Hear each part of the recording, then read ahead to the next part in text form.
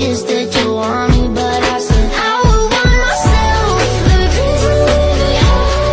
I'll put you through hell. Just know me, yeah. Perkenalkan, nama saya Anissa Izatul Malik dari Prodi D3 Rekam Medis. Di sini saya akan menjelaskan materi tentang arsitektur sistem informasi kesehatan dan sistem informasi manajemen rumah sakit. Sistem informasi manajemen rumah sakit. Sistem informasi manajemen rumah sakit atau SIM-RS adalah suatu sistem terintegrasi berbasis teknologi semua informasi yang dirancang untuk mengelola semua aspek operasional dan layanan di rumah sakit. SIM-RS bertujuan untuk meningkatkan efisiensi proses pelayanan kesehatan, manajemen data, pasien, dan pengambilan keputusan manajerial. Perancangan arsitektur sistem informasi enterprise pada Puskesmas Kecamatan Cimalaka, Kabupaten Sumedang. Abstrak, arsitektur informasi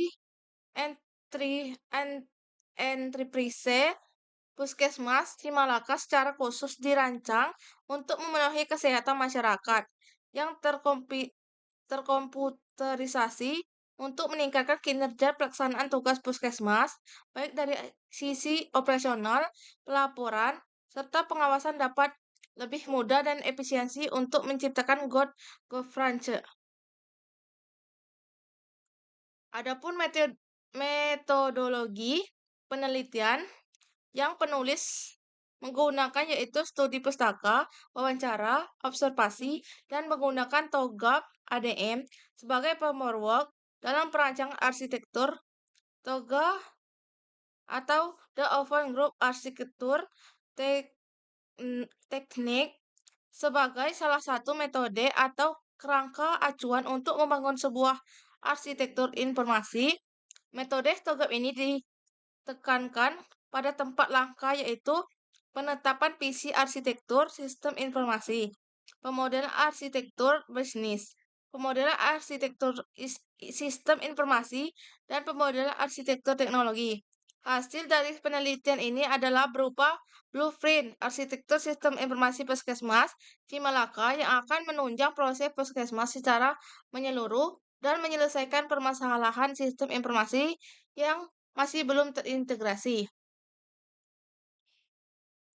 Kesimpulan, perancangan arsitektur sistem informasi enterprise di Puskesmas Kecamatan Cimalaka menggunakan paperwork TOGAF ADM menghasilkan blueprint yang mendukung integrasi antarprint kerja, meningkatkan efisiensi pengelolaan informasi, dan memberikan panduan untuk migrasi sistem berbasis web secara bertahap.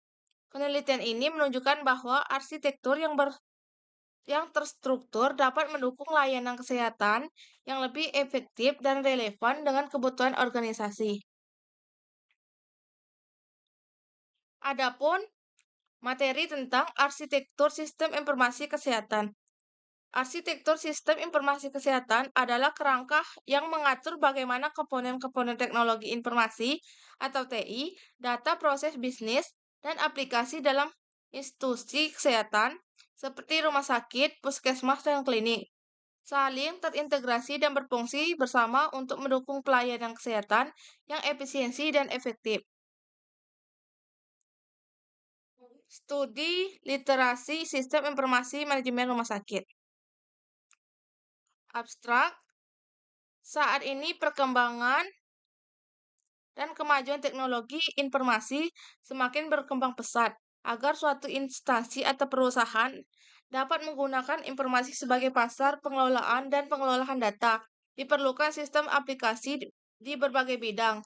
Penggunaan sistem informasi di rumah sakit SIM-RS sangat penting untuk mencapai pelayanan yang berkualitas. Namun perlu dilakukan monitoring dan evaluasi untuk mengetahui manfaat SIM-RS di unit kerja rumah sakit.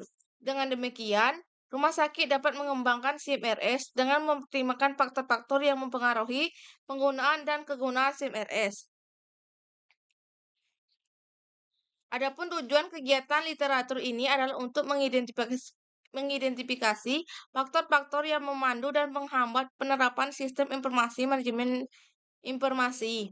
Metode yang digunakan adalah metode database elektronik yang menggunakan Google Scholar untuk pencarian jurnal dengan istilah pencarian sistem informasi manajemen di rumah sakit.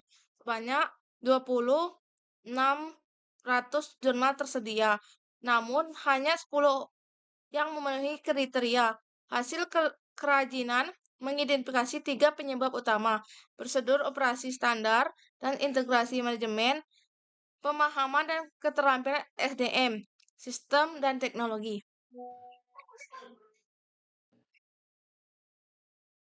Kasus pada jurnal, masalah dalam implementasi sistem informasi manajemen rumah sakit adalah hambatan yang mengganggu penerapan dan operasional sistem di rumah sakit.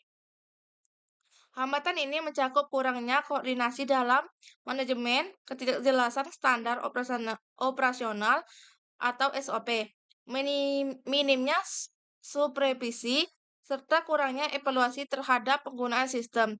Selain itu, rendahnya kesadaran dan disiplin penggunaan dalam penginputan data. Perbedaan kompetisi serta kurangnya pelatihan juga menjadi faktor penghambat.